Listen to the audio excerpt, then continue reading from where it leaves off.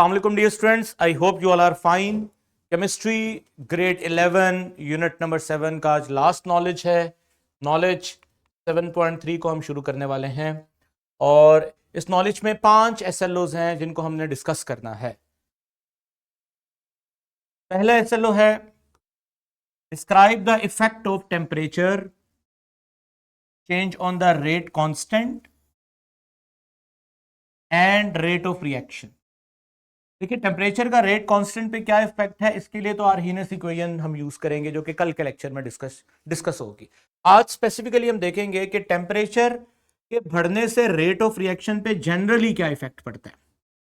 साथ ही साथ अगला एसएलओ कनेक्टेड है, use the Boltzmann distribution curve to explain the effect of temperature on the rate of reaction.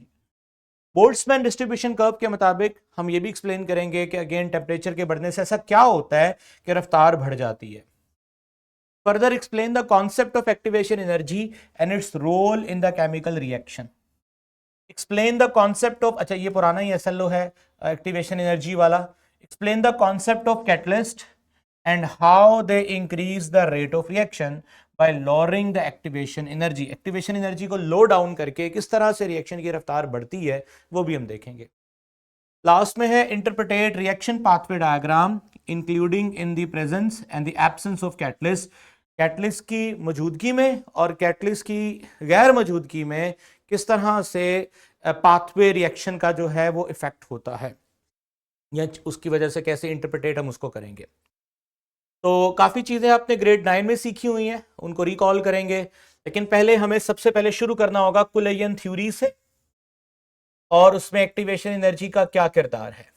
तो कुलेयन थ्योरी क्या है स्टूडेंट्स, इसको पहले तो आसान लफ्जों में समझ लो कि जब भी रिएक्टेंट से प्रोडक्ट में जाना चाहते हैं तो कुछ शर्तें हैं रिएक्टेंट की प्रोडक्ट में कन्वर्ट होने की। क्या शर्तें हैं? पहली शर्त थोड़ा सा हम यहाँ पर समझ लेते हैं। पहली शर्त कि मान लीजिए ये मेरे पास रिएक्टेंट है और डेफिनेटली इनके दरमियान में केमिकल बॉन्ड है। ये दो रिएक्टेंट हैं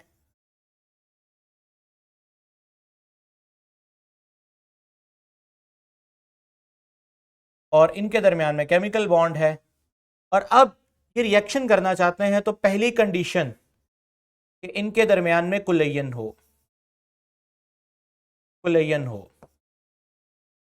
कुलेयन विद प्रॉपर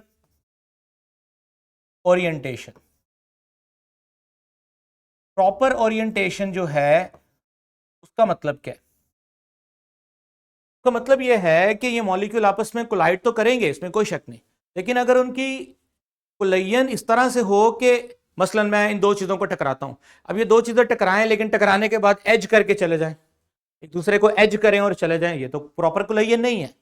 अब प्रॉपर कुलेयन तब होगी जब इनकी ओरिएंटेशन इस तरह की हो, इनकी डायरेक्शन ऐसी हो कि ये हेड टू हेड कोलाइड करे, तो कुलेयन हो विद प्रॉपर ओरिएंटेशन। दूसरा, कुलेयन जब ये करें तो इनके पास एक्टिवेशन एनर्जी हो। एक्टिवेशन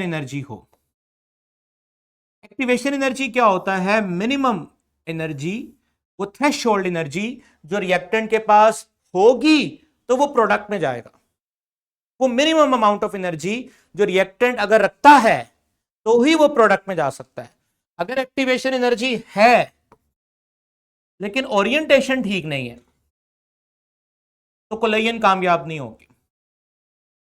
अगर एक्टिवेशन एनर्जी भी है, कुलेयन भी प्रॉपर हो रही है, तो वो कुलेयन कामयाब होगी। इसका मतलब ये समझ आया कि कुलेयंस दो तरह की हो सकती हैं, इनफेक्टिव कुलेयंस और इफेक्टिव कुलेयंस। इफेक्टिव कुलेयंस के लिए शर्त क्या है? Proper orientation. प्रॉपर ओरिएंटेशंस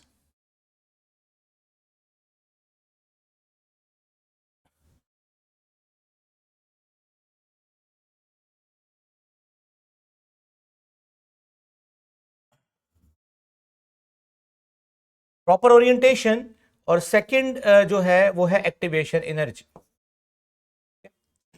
और इनइफेक्टिव कुलेयन इन दोनों में से कोई भी अगर एक चीज नहीं है तो फिर इनइफेक्टिव कोलेजन होगी। अब इस चीज को हम एक सिमुलेशन की मदद से भी देख लेते हैं ताकि फिर हम आगे कोलेजन थ्योरी को आगे लेके चले।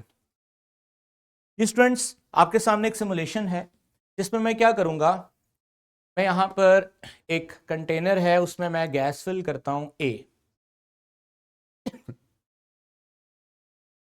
और उसका जो सेकंड रिएक्टेंट है BC उसको भी मैं फिल करता हूं।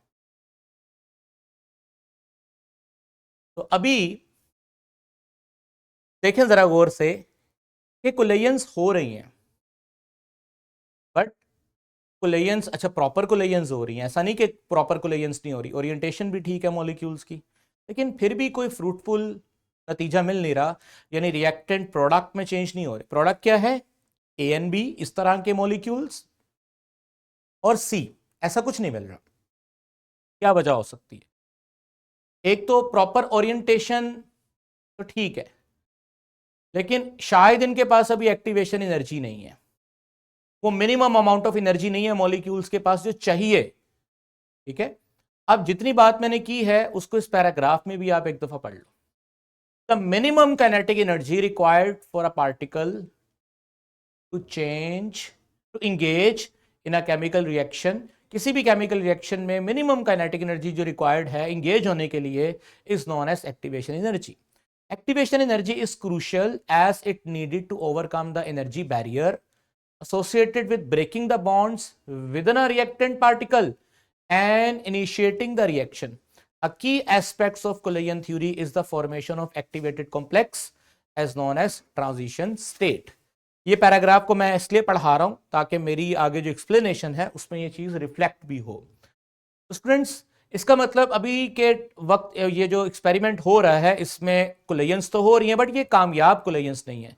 अब ये ग्राफ देखो, इस ग्राफ में ये जो पॉइंट ऑफ एनर्जी है ये होता है एक्टिवेशन एनर्जी। यहां तक पहुंचना है, अगर प्रोडक्ट में जाना है, अगर प्रोडक्ट में जाना है तो हमें मॉलिक्यूल्स को कम से कम यहां तक ले जाना है इसकी एनर्जी को। ठीक हो गया, तो मैं क्या करता हूं, मैं टेम्परेचर बढ़ाता हूं। देखो मॉलिक्यूल्स की कोलेजन्स बढ़ रही हैं और यहां पे करके मैं को इसको स्टॉप कर देता हूं। अब देखें कुछ कामयाबी आहिस्ता से, देखो ना ये दो मॉलिक्यूल्स हो गए, ये देखो यहां पर। ठीक है, मतलब कि अगर मैं इसको रोकूं, अब इस कंटेनर को अगर आप गौर से देखो तो आपको C सेपरेट होता हुआ मिलेगा। देखो ये C सेपरेट हो चुका है, C सेपरेट हो चुका है यहां पर। ठीक है, और साथ ही साथ आपको A और B भी मिलेगा। देखो इस तरह के ना A और B, ये देखो ये A और B मिला, A और B मिला, लेकिन कुछ अभी रिएक्टेंट बाकी हैं, अभी वो प्रोडक्ट में चेंज नहीं हुए। अब क्या है, इनके पास एक्टिवेशन एनर्जी तो शायद आ गई है, लेकिन शायद अभी इनकी कोलेजन प्रॉपर नहीं हो रही। अगर इनकी कोलेजन प्रॉपर होगी तो प्रॉपर कोलेजन के बाद ये अल्टीमेटली रिएक्टेंट से कहां आ जाएंगे, प्रोडक्ट में आ जाएंगे।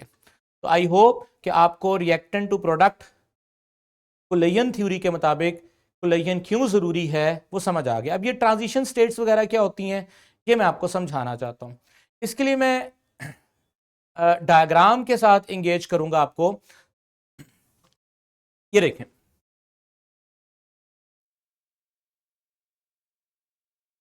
मिसाल के तौर पे ये मेरे पास डायग्राम है। इस डायग्राम में ये फार्मूला है बेटा ओजोन का O3, और ये उसके अंदर 3 ऑक्सीजन के एटम आपस में कनेक्टेड नजर आ रहे हैं, और ये फार्मूला है NO का। अब इफेक्टिव कोलेजन के नतीजे में क्या हुआ कि ये इंगेज हो गए हैं। इस इंगेजमेंट में क्या होगा बच्चों, इस इंगेजमेंट में ये होगा कि पुराने बॉन्ड टूटेंगे, जैसे O3 के दरमियान में एक पुराना बॉन्ड टूट रहा है और साथ ही साथ नया बॉन्ड बनने की तैयारी हो रही है। ये जो दरमियान में स्टेज होती है जिसमें पुराने रिलेशंस ब्रेक हो रहे होते हैं, पुराने बॉन्ड्स ब्रेक हो रहे होते हैं और नए बॉन्ड्स डेवलप हो रहे होते हैं, ये जो दरमियान वाला हिस्सा होता है रिएक्शन का, this is called intermediate state या ट्रांजिशन स्टेट, या इसके और भी कई नाम है, एक्टिवेटेड कॉम्प्लेक्स भी कहते हैं। ठीक है, एक्टिवेटेड कॉम्प्लेक्स में क्या होता है, डिसाइड हो जाता है कि पुराने बॉन्ड टूटेंगे। जैसे देखो NO चेंज हो गया है NO2 के अंदर और ओजोन चेंज हो गया है O2 के अंदर। Is it clear? तो now this is product. Product और रिएक्टेंट के दरमियान वाला जो पार्ट होता है वो एक्टिवेटेड कॉम्प्लेक्स होता है, और एक्टिवेटेड कॉम्प्लेक्स बनाने के लिए क्या करना जरूरी है? इफेक्टिव कोलेजन करना जरूरी है। इफेक्टिव कोलेजन करने के लिए क्या जरूरी है? प्रॉपर ओरिएंटेशन जरूरी है और एक्टिवेशन एनर्जी जरूरी है। अब थोड़ा मजीद इसको आगे लेके चलते हैं, एक ग्राफ पाथवे, रिएक्शन पाथवे की मदद से समझते हैं। फ्रेंड्स, मेरे पास एक बड़ा मशहूर रिएक्शन है, आप लोगों ने मैट्रिक में कई बार पढ़ा है। दिस इज मीथेन, और ये मिलेगा ऑक्सीजन के साथ, और मिलने के बाद बेटा क्या बनाएगा? कार्बन डाइऑक्साइड, और साथ में क्या बनाएगा? वाटर। अब ये रिएक्टेंट है, ये प्रोडक्ट है। ऑब्वियसली रिएक्टेंट को प्रोडक्ट में जाने के लिए वो सारा मैकेनिज्म फॉलो करना पड़ेगा जो एक रिएक्शन का होता है, रिएक्शन पाथवे। तो फर्स्ट ऑफ ऑल ये देखें, these are the reactant molecule. First of all ये कोलाइड करेंगे, कोलाइड कर लिया, ये वो पॉइंट है जहां पर एक्टिवेटेड कॉम्प्लेक्स बनेगा, यानी यहां से यहां तक जाना है। तो first of all we need energy, तो वो इनके पास होनी चाहिए, रिएक्टेंट के पास एनर्जी होनी चाहिए, ताकि वो एनर्जी ग्राफ में जब रिएक्शन पाथवे को बनाऊंगा, this is energy graph. Energy graph का मतलब क्या है कि रिएक्शन में एनर्जी में क्या क्या तब्दीलियां आ रही हैं रिएक्टेंट से प्रोडक्ट में जाते हुए, वो मैं यहां दिखा रहा हूं आपको। अब जरा गौर करो, होगा क्या? First of all carbon hydrogen का बॉन्ड टूटेगा, कार्बन हाइड्रोजन का बॉन्ड टूटेगा, ये तोड़ना है, ये तोड़ना है, ऑक्सीजन डबल बॉन्ड तोड़ना है, ये सारे बॉन्ड तोड़ने हैं। ये सारे बॉन्ड तभी टूटेंगे जब इनके पास इतनी एनर्जी होगी कि ये अपने बॉन्ड तोड़ सकें। ये वो पॉइंट है जहां पर ये सारे बॉन्ड टूटने हैं। देखो, कार्बन अलग हो गया, हाइड्रोजन अलग हो गया, ऑक्सीजन अलग हो गया। अब इन सब बॉन्ड्स को तोड़ने के लिए कितनी एनर्जी रिक्वायर्ड है? कार्बन सिंगल बॉन्ड कार्बन को तोड़ने के लिए 410 kilo जॉल energy, oxygen double bond oxygen को तोड़ने के लिए 496 किलो जॉल एनर्जी।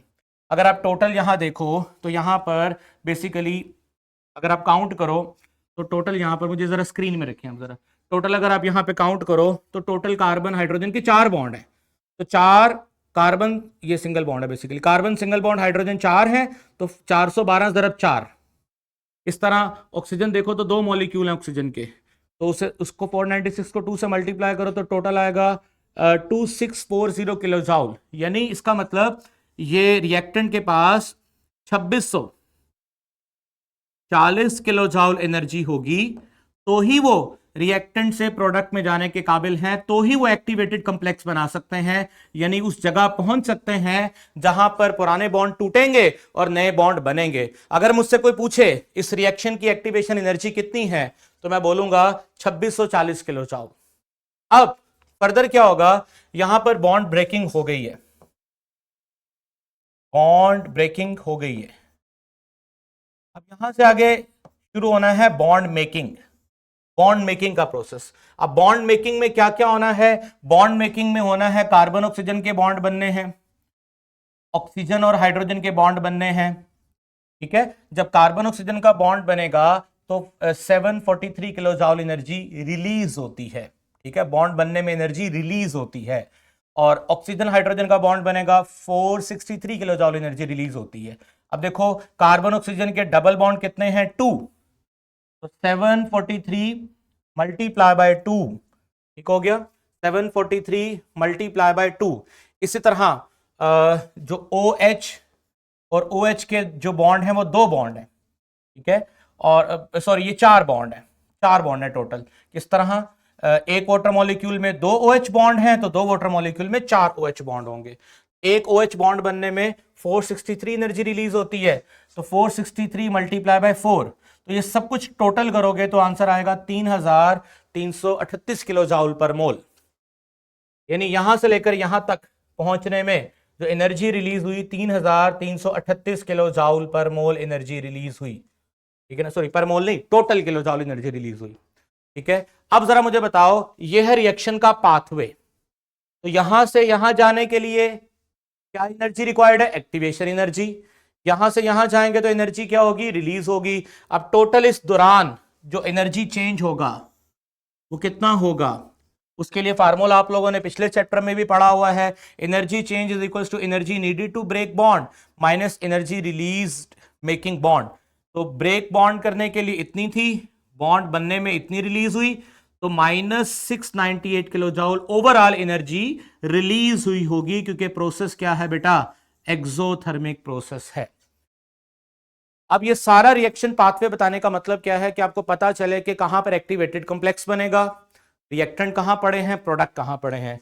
ये रहे रिएक्टेंट, ये रहा प्रोडक्ट, और ये वो पॉइंट है जहां पर क्या बनेगा, एक्टिवेटेड कॉम्प्लेक्स।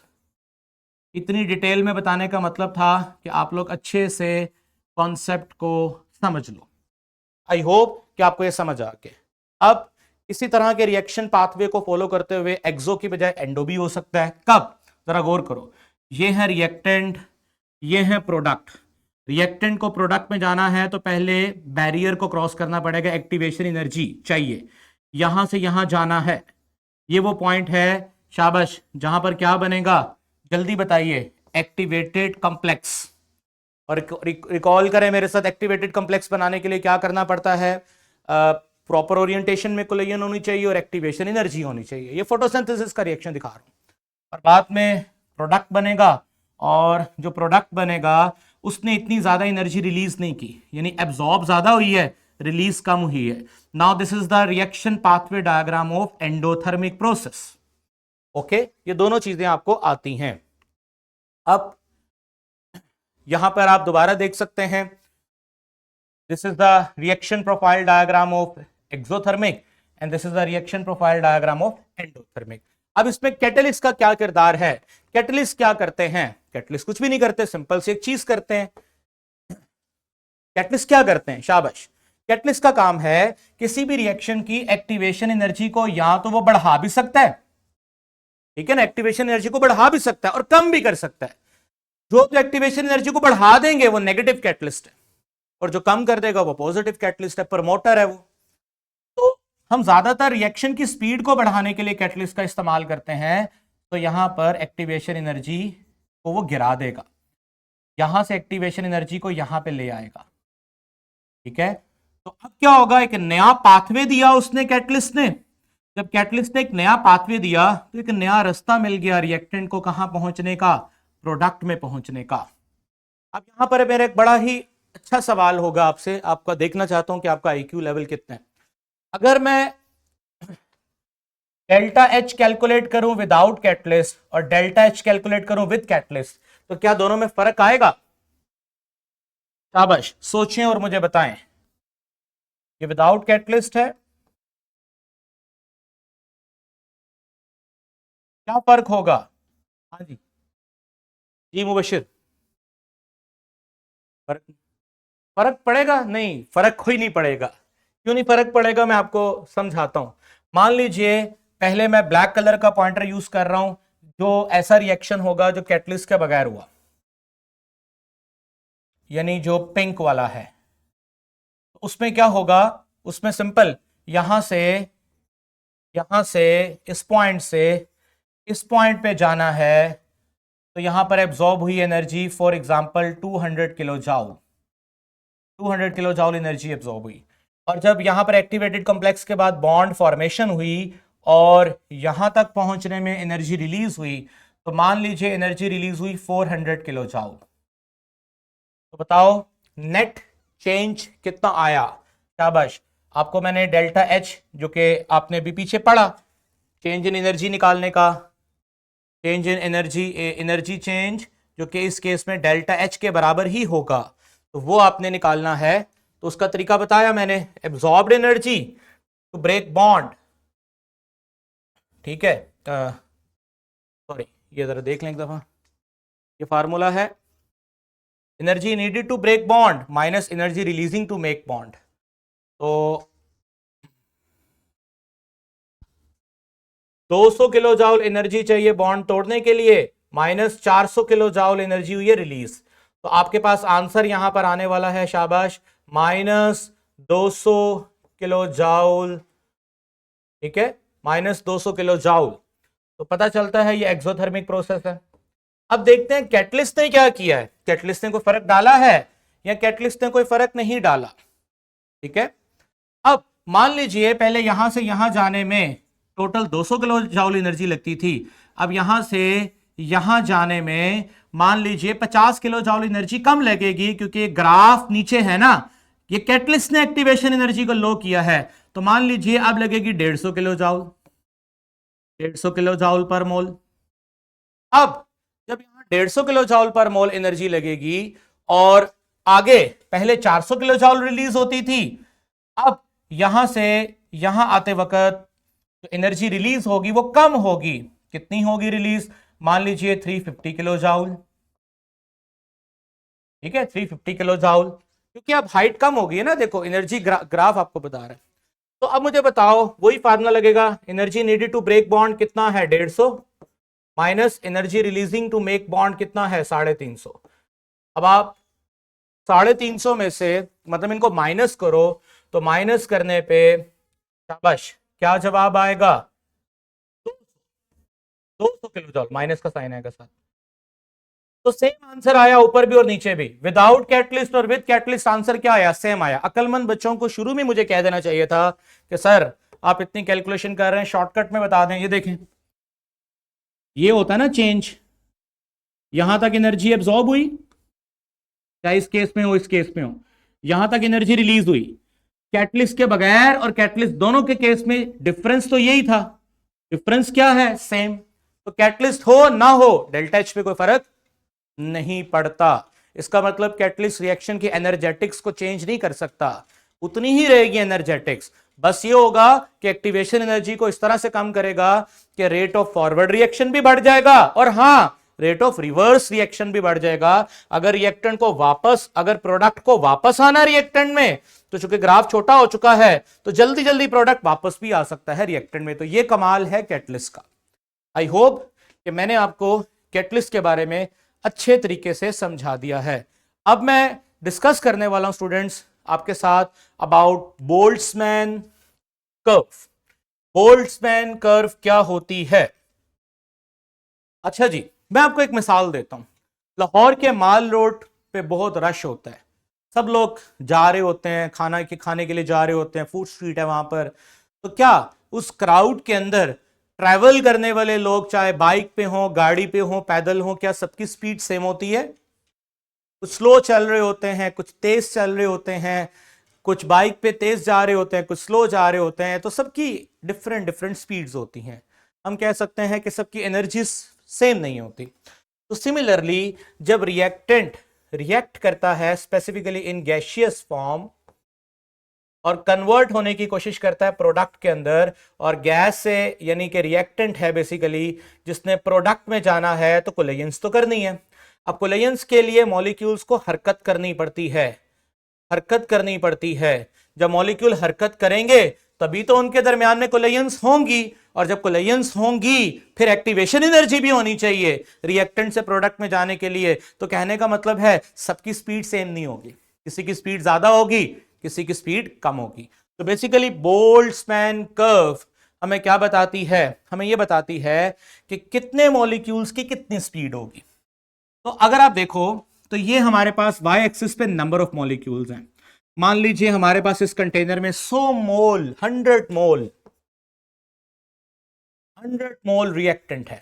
तो उसमें ये बताया है दिस इज 0। बात को बड़े ध्यान से समझना आपने, टेक्निकल बात है। ये है 1 मोल, इस तरह आगे करेंगे 2 मोल या 20 मोल कर दो, 10 मोल कर दो, बड़ा स्केल कर लेते हैं 30 मोल, 40 मोल, 50 मोल, इस तरह से आप कर दो। मतलब कोई यहां पर हम नंबर ऑफ मोल्स में भी ले सकते हैं, नंबर ऑफ मॉलिक्यूल्स भी ले सकते हैं, आपके ऊपर डिपेंड करता है कि आप कौन सा ग्राफ यूज कर रहे हैं। अब यहां नंबर ऑफ मॉलिक्यूल्स पता चलेंगे और सामने बिल्कुल आप इस डायरेक्शन में जाओ तो इतने नंबर ऑफ मॉलिक्यूल्स की इतनी एनर्जी होगी।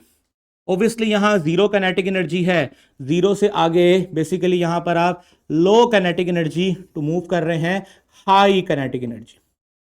इस ग्राफ में खास बात क्या है कि 0 0 यानी स्टार्ट पे जहां पर ये ग्राफ स्टार्ट हो रहा है, इस कर्व को देखो तो 0 नंबर ऑफ मॉलिक्यूल्स की 0 काइनेटिक एनर्जी, यानी कोई ऐसा मॉलिक्यूल है ही नहीं जिसकी काइनेटिक एनर्जी 0 हो, सबके कुछ ना कुछ है। तो 0 काइनेटिक एनर्जी वाले 0 नंबर ऑफ मॉलिक्यूल्स हैं। तो जैसे जैसे आप ऊपर जाओगे नंबर ऑफ मॉलिक्यूल्स पता चलते जाएंगे। तो यूं समझो ये जो हमारे पास काइनेटिक एनर्जी है, this is a mid way kinetic energy. तो ज्यादातर मॉलिक्यूल स्टूडेंट्स, ज्यादातर molecule mid way kinetic energy, यानी ज्यादातर जो मॉलिक्यूल्स होंगे ये है ज्यादातर मॉलिक्यूल्स, इनकी काइनेटिक एनर्जी ना मैक्सिमम है ना मिनिमम है, बल्कि उनके कहीं दरमियान में है। ठीक हो गया? तो ये लिखा हुआ the peak of the curve represent the most likely energy of any single molecule. किसी एक सिंगल मॉलिक्यूल के पास जो एनर्जी हम एक्सपेक्ट कर सकते हैं इस कंटेनर के, हम कहेंगे ये मॉलिक्यूल की कितनी एनर्जी है, हम एक्सपेक्ट कर सकते हैं कि ये इस कैटेगरी में होगा, यानी कि ये इतनी काइनेटिक एनर्जी रखता होगा।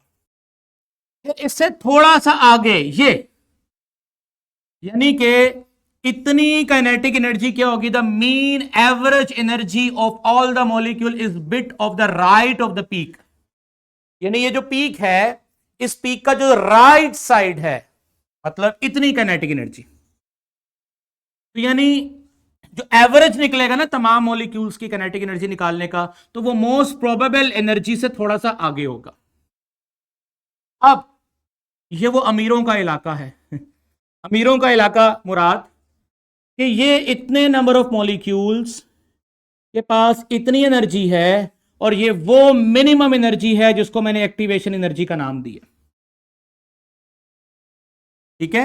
ये सारा जो ये कर्व, कलर्ड कर्व है ना, ये कलर है जिसके अंदर, ये वो इलाका है। इस कर्व के अंदर जितने नंबर ऑफ मॉलिक्यूल्स आएंगे उनके पास एक्टिवेशन एनर्जी के बराबर एनर्जी है या उससे ज्यादा एनर्जी है। Some molecule have more than activation energy, these are the only one that can react.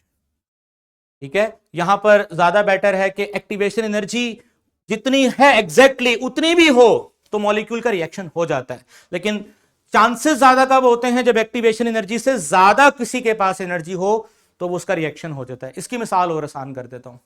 एक बस्ती है, उस बस्ती के अंदर कोई 1 लाख लोग रहते हैं। अब वो 1 लाख लोग कुर्बानी करना चाहते हैं और कुर्बानी की मिनिमम वैल्यू है 50,000 रुपया। 1 लाख लोगों में से 5,000 लोग हैं जिनके पास 50,000 रुपया है, बाकी 95,000 लोग उस रेंज में नहीं आते जिनके पास 50,000 रुपया हो। तो नंबर ऑफ पीपल्स और नंबर ऑफ मनी के दरमियान में ग्राफ बनाया जाए तो कुछ ऐसा ग्राफ बनेगा। सिर्फ 5,000 लोग होंगे जो कुर्बानी करेंगे, यानी वो थ्रेशोल्ड वैल्यू 50,000 की जो कुर्बानी करने के लिए चाहिए वो सिर्फ 5,000 लोगों के पास है। तो जिसके पास 50,000 या 50,000 से ज्यादा है तो उसके लिए वो कुर्बानी कर देगा, और जिसके पास नहीं है, मैं एग्जांपल दे रहा हूं एक समझाने के लिए, तो वो क्रॉस नहीं कर पाएगा उस बैरियर को जो लोग कुर्बानी कर रहे हैं। हाँ, क्या होगा? शाबाश, जल्दी बताइए। 25 डिग्री से जैसे ही 35 डिग्री पे जाएंगे तो कर्व में क्या फर्क पड़ेगा? शाबाश, ये ग्रीन कलर वाली कर्व जो है ये 25 है, 35 डिग्री वाली कर्व जो है, जो डॉटेड लाइन से कर्व बनी हुई है, वो 35 डिग्री वाली है। शाबाश स्टूडेंट्स, आप लोग मुझे बताएं क्या फर्क नजर आया 35 डिग्री पर? अभी मैंने आपको सिमुलेशन दिखाई, दोबारा खोल लेते हैं सिमुलेशन। ये देखें, इसको हम रीस्टार्ट करते हैं। अब मैंने इसके अंदर मॉलिक्यूल डाले, काफी ज्यादा मॉलिक्यूल डाले, दूसरे के भी काफी ज्यादा मॉलिक्यूल डाले, और मैंने इनका टेम्परेचर ज्यादा कर दिया। अब सबकी कुलयन हो रही है। अब देखो, सबको मैं अमीर कर रहा हूं, सबकी एनर्जी ज्यादा कर रहा हूं, तो सब उस रेंज में पहुंच रहे हैं, इस मैक्सिमम रेंज में पहुंच रहे हैं।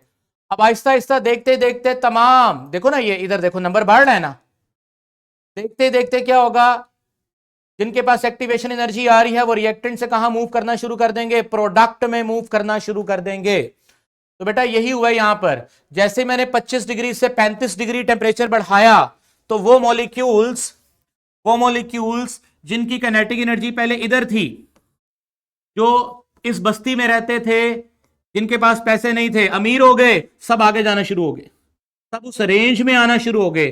पहले सिर्फ इतना एरिया था जो एबल था रिएक्टेंट से प्रोडक्ट में जाने के लिए, अब वो एरिया बढ़ गया है। इसका मतलब नंबर ऑफ मॉलिक्यूल्स केपेबल ज्यादा हो गए हैं, रिएक्टेंट से कहां जाने के लिए, प्रोडक्ट। तो टेम्परेचर के बढ़ने से ग्राफ की जो पोजीशन है वो इस तरह होगी, ठीक है ना, यानी उसकी स्टीपनेस कम होगी। ग्राफ की जो स्टीपनेस है वो कम होगी। स्टीपनेस इसको बोलते हैं, ये ज्यादा स्टीपर है और ये लेस स्टीपर है। तो ग्राफ की जो स्टीपनेस है टेम्परेचर के बढ़ने से कम होगी, क्योंकि ज्यादा मॉलिक्यूल्स की तादाद आगे को जा रही है, उनकी काइनेटिक एनर्जी बढ़ रही है। ये वो मिनिमम वैल्यू थी जो रिक्वायर्ड है रिएक्शन करने के लिए। उम्मीद है आपको बोल्ट्जमैन कर्व भी अच्छे तरीके से समझ आ गया है। अगर मैं टेम्परेचर ना बढ़ाऊं, आबादी बढ़ा दूं, लो कंसंट्रेशन और हाई कंसंट्रेशन, ऑब्वियसली जब आबादी बढ़ती है तो प्रोबेबिलिटी बढ़ती है उन लोगों की जिनके पास पैसा ज्यादा है। समझ रहे हो मेरी बात को? जब कंसंट्रेशन बढ़ती है तो प्रोबेबिलिटी बढ़ती है इफेक्टिव कोलेजेंस की, प्रोबेबिलिटी बढ़ती है उन मॉलिक्यूल्स की जिनके पास एक्टिवेशन एनर्जी है। तो भी आप देखो हायर कंसंट्रेशन वालों के पास ज्यादा चांस है एक्टिवेशन एनर्जी अक्वायर करने का as compare to low concentration. Low concentration वाले की कर्व आप देखो ना, शेडेड एरिया कम है, और हायर कंसंट्रेशन की वजह से जब कंसंट्रेशन रिएक्टेंट की बढ़ा दूंगा तो शेडेड एरिया बढ़ गया। इसका मतलब चांसेस ज्यादातर रिएक्टेंट उस कैटेगरी में आ गए हैं जिनके पास क्या है, एक्टिवेशन एनर्जी है। आई होप स्टूडेंट्स कि आपको बोल्ट्जमैन डिस्ट्रीब्यूशन कर्व अच्छे से समझ आ गया है। और लास्ट पे मैं आपको बताना ये चाहता हूं, effect of temperature on rate of reaction बड़ा सिंपल है। Rate of reaction without any doubt is directly proportional to temperature. जैसे जैसे टेम्परेचर बढ़ेगा मॉलिक्यूल्स की क्लास चेंज हो जाएगी, मॉलिक्यूल उस रेंज में आ जाएंगे जिनकी एक्टिवेशन एनर्जी जितनी चाहिए होती है उस रेंज में आ जाएंगे, और ऑब्वियसली उससे रेट ऑफ रिएक्शन क्या हो जाएगा, ज्यादा हो जाएगा। रेट कांस्टेंट का टेम्परेचर से क्या ताल्लुक है ये कल हम पढ़ेंगे। आर्हीनेस इक्वेशन को समझते हुए चैप्टर हमारा फिर वाइंड अप हो जाएगा। एक्सरसाइज वगैरह कुछ इसके क्वेश्चन सॉल्व करेंगे न्यूमेरिकल बेस्ड, और उसके बाद फिर हम नया चैप्टर स्टार्ट करेंगे। किसी भी किस्म का यहां तक कोई क्वेश्चन है तो आप कर सकते हैं, लेकिन जाने से पहले मैं आपको एक सिमुलेशन दिखाना चाहता हूं ताकि आप उसको सोचें।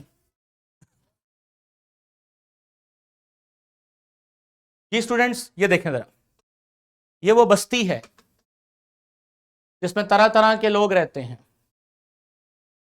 अब आप देख रहे हो